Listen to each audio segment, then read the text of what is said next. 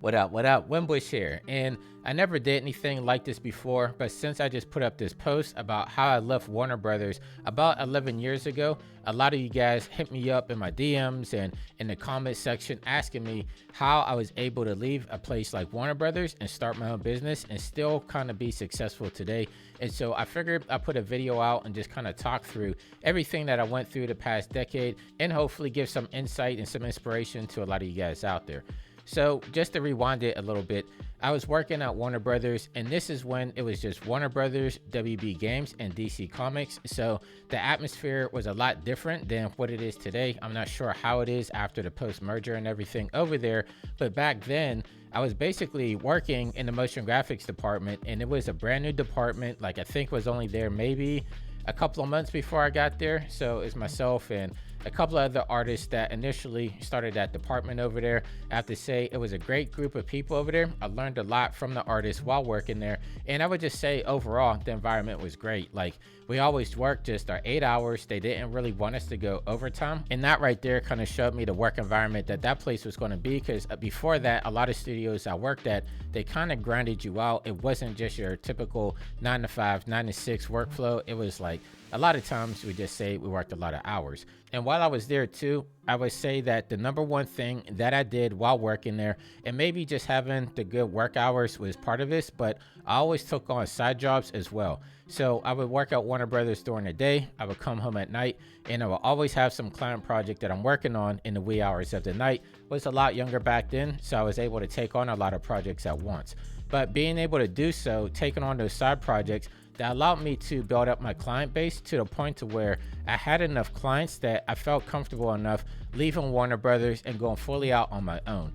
Now, this didn't just happen overnight. It's not like I just quit Warner Brothers and then went out into the world and then tried to find clients. Like I was building those relationships up as I was working full time. So I still had that nest egg to kind of lean on as I was going out on my own. So a lot of stuff just kind of happened by chance as well. Like I met a few people while working at Warner Brothers. They were starting up their own things as well. And so I was getting work off of them. I was doing a lot of work with, like Discovery Networks and the History channels through my one friend Brent, he had like a post house that he just started up, and he was passing me a lot of work. And then just word of mouth kind of got around too between a lot of my colleagues and a lot of the clients out there that would say like, hey, if you need like a motion graphics package done for your TV show, you might want to look at Winbush. And so I was getting a lot of the same type of work at the time. A lot of it was in like reality TV shows, and I was doing like a lot of graphics packages, a lot of map graphics and things that I like, and everything was just going really well. Where I was pretty much overbooked at the time, but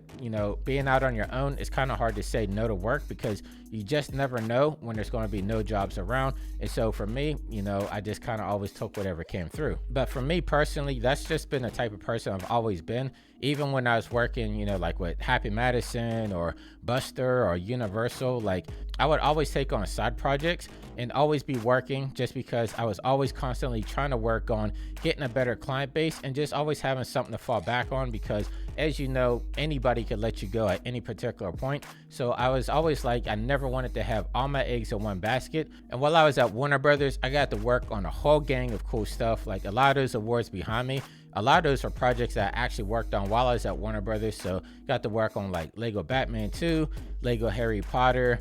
I got to work on a lot of stuff for the Big Bang Theory, all the stuff down there at Comic-Con at the time, like the big Comic-Con booths that were down there. We would always build all the motion graphics that were on the displays and just engulf the booth. So I got to do a lot of stuff while working at Warner Brothers, and I'm forever grateful for having the opportunity to just learn and build my portfolio down there. So that was probably one of the hardest decisions of my life, to leave Warner Brothers behind. But sometimes in order to move forward, you have to bet on yourself. And I know somebody asked me like what was probably the hardest thing about going out on my own. Basically, I was missing that artist to artist interaction, right? Like anytime you work at a studio, you're always riffing off the other artists. That's a way that I learned to grow as like a younger artist, especially as like a junior artist and intern.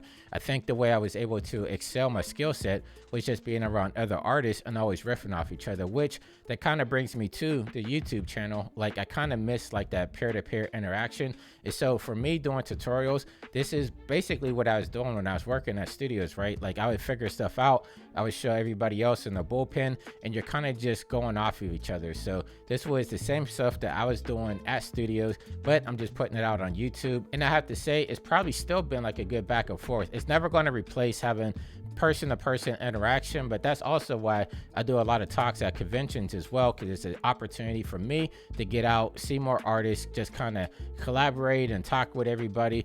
Now, another thing somebody asked me was, what's one of the biggest regrets about going on my own? And I have to say, it's probably not a regret, but like, I'm not going to be working on like the big Marvel movies anymore, right? Because usually the bigger studios will get that. They have a lot more artists that can kind of collaborate on that certain project. And plus, you have to deal with the security on that, right? Like, I'm working out of my own office, so can't say it's 100% secure, you know, like not something like how when I was working at some studios, how they would have like edit bays that were completely locked off from the rest of the world, like no internet. The rooms would just be completely windowless, and you're just in the room working on this high profile project. So I probably won't get stuff like that, but I'm pretty happy with the opportunities I have been getting. Like I just worked on a Power Ranger special that's coming out on Netflix pretty soon.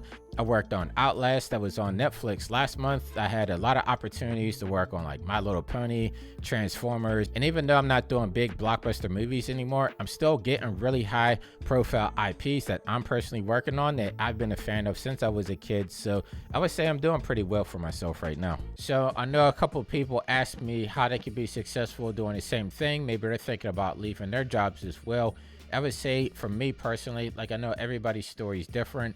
Like I try to set myself up for success as much as possible. I know you can never really truly make yourself set up for success, but like I was saying, doing a lot of side projects while I was still working, I think that helped me cultivate enough that whenever I was able to go out on my own, I was able to do it and be fully comfortable. And also I did a lot of stuff on the side as well. Like I know for me personally, like doing stock footage and stuff like that was a means to getting just a couple of dollars there on the side. So I can't say I made a ton of money doing stuff on like iStock and Shutterstock, but I would probably made a couple of $1,000s a year just on doing that type of stuff alone. So just trying to find other stuff to kind of bring in other streams of revenue, I think is a big plus. Like I know recently Epic Games just announced a new marketplace called Fab, where a lot of those assets are going to be able to be used inside of Fortnite. So I see a huge opportunity there for artists to make CG props, to make textures, to make action scripts, all types of stuff. And so just always trying to look at how you can bring in other streams of revenue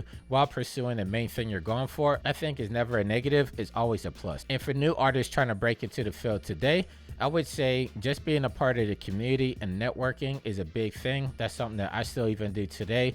I would say Maxon is probably still one of the biggest communities that is still really tightly close knit. So if you could get inside the Maxon community, like if you have the 3D motion tour coming to your city, go chat with the people over there. A lot of good networking could come from that, and you never know what opportunities might come from there. And then also, if you have any type of local meetup in your area, like I know around the world, not everybody has conferences or access to any of the 3D tours or anything of that nature. If you do have some type of local meetup, that goes a long way as well. And if you don't have a local meetup, I've seen people actually start their own, whether it's online or if they do it locally. But I always think that networking with other people is always a big way. Now, I don't want to ramble on and on, but if you guys have any particular questions about my history in the industry, as you guys might know, like I've been doing this since around 2006. So I've been around the block. I've been at a lot of studios. I've seen a lot of stuff. And yeah, if you guys like these type of videos and you want to ask me any questions, make sure you just leave a comment down below and I'll start doing some more stuff like this. Like probably one of the biggest impacts of my career was just interning under Adam Sandler. That's how I got my start in the industry. So I have a lot of stories about like working with Happy Madison and doing all those titles and stuff over there. So if you guys are interested in seeing those stories, make sure you leave me a comment down below. And until next time, stay fresh, keep creating, and I'll catch you guys in the next video. I'll see you soon. Take care.